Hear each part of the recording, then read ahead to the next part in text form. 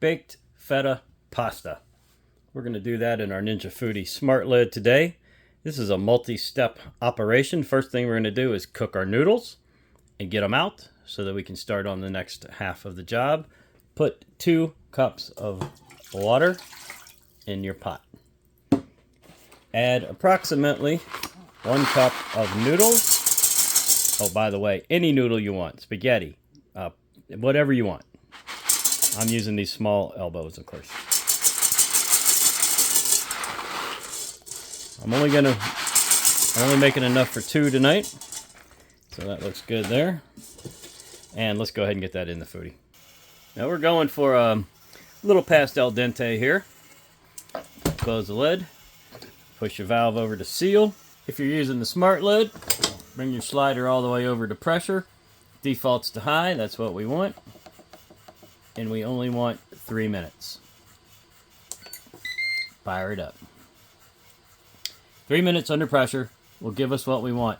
I'll tell you this now, and I'll tell you again later, so we all don't forget.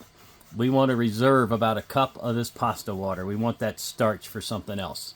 So when we go to drain this, we want to drain it into a bowl and hang on to about 1 cup or so of the starchy pasta water. See you back in a few. When your time is up, release the pressure. You can just go ahead and power down for now and release the pressure. Don't forget, we're going to save some of this pasta water. Let's get a couple more ingredients ready. We're going to need a little onion. Use as much or as little as you like. This is just a good old white onion here. We're going to chop it up and see how much we've got to work with. That looks pretty good. I think that's enough. Yeah, that's great. We're also going to need a little garlic. If you don't have it already minced, grab about 3 cloves, but I'm just going to use some of this.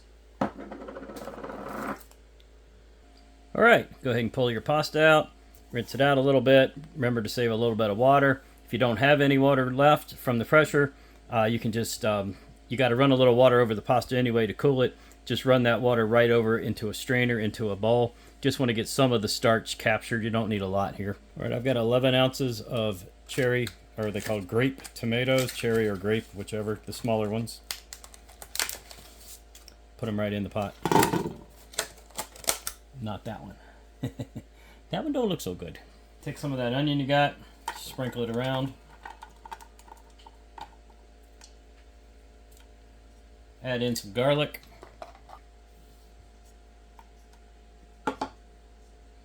Kind of spread it around. Don't let it just clump up in one spot if you can help it. All right. Arrange a little circle of tomatoes.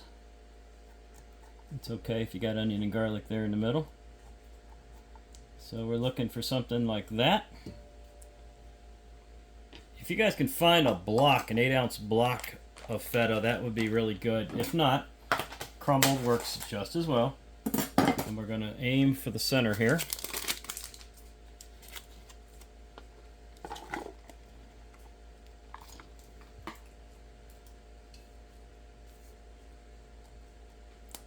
So it looks like that. Get you just a little closer of a view there. There you go.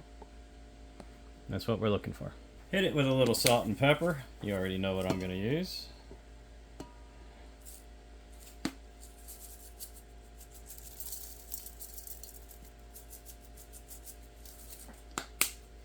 And finally, I've got some fresh thyme sprigs here. Some fresh thyme. Just going to scatter them around. I will be taking these back out when we're done. So try to put in large pieces so we can find them easily and get them out. Get a nice big one here. Love this flavor. And we'll be taking most of that back out later. And that's it. We're going to bake this in our foodie at 400 degrees for about 30 to 40 minutes till we want these tomatoes to burst is what we're after, and we want that cheese to just melt into nothing. Well, not nothing, but we want it to just melt. Let's go. All right, if you're asking, Scott, where's the pasta? You left the pasta out, you idiot. No, I told you this was a multi-step process. The pasta is going to come in last. Don't worry, we're going to get it. Anyway, bake roast. Crank it up, guys. 400. We're going to set it for 30, but I got a feeling it's going to be done way before that. But it's always good to set it a little more than you need. Fire away. Let's melt. Let's pop some tomatoes. And then we'll finish it off. All right, I shut her down at 10 minutes, exactly 10 minutes. We're super golden brown on the cheese, which is getting melted. The tomatoes are bursting. We're ready to go for the next step. I'm going to pull some of the thyme out. Some of the thyme will end up staying in there because you just can't get it all. And so we'll get some of that flavor. And we'll get out what we can. Slowly add in your pasta. I'm going to add about half the pasta, a little more than half, just to see where we're at. And during the stirring process, yeah, that pot's hot. Stirring process, we want to go ahead and bust those tomatoes up. Okay, your goal now is to mix cheese and break tomatoes.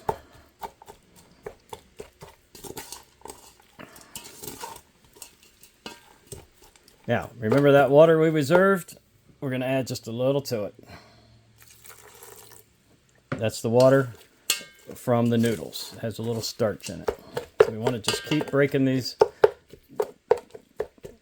tomatoes up the best you can. If you get any more twigs, you can pull them out. Pull them out as you see them. Oh yeah, they're breaking up nice now. So it's just going to take you a minute or two. Just get in there, and the more you stir, the more you chop at them, they'll bust up for you. And it looks like we need just a touch more water. Get it to whatever consistency you guys like.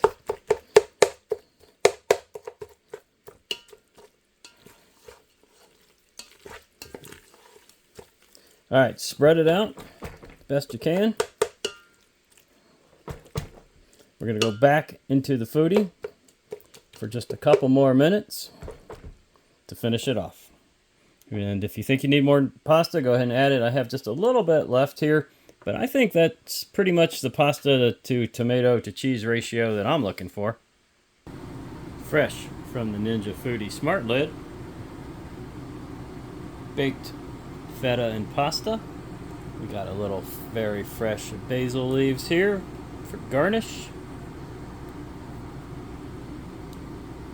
And that's it.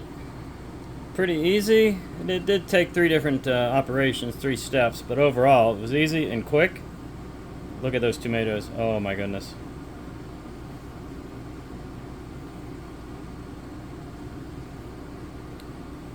The smell is amazing over here. Let's give that a try, y'all. Here we go. If you like Italian, you are going to love this one. That is just unbelievable. The feta is not overpowering. Got a little piece of basil in that one on purpose. Love that basil. Well, that's it, guys. Quick and easy. That's a simple weekday type of meal you can do for your family. I want to thank everybody for watching. Please subscribe if you haven't done so already, and we'll see you real soon on the next video.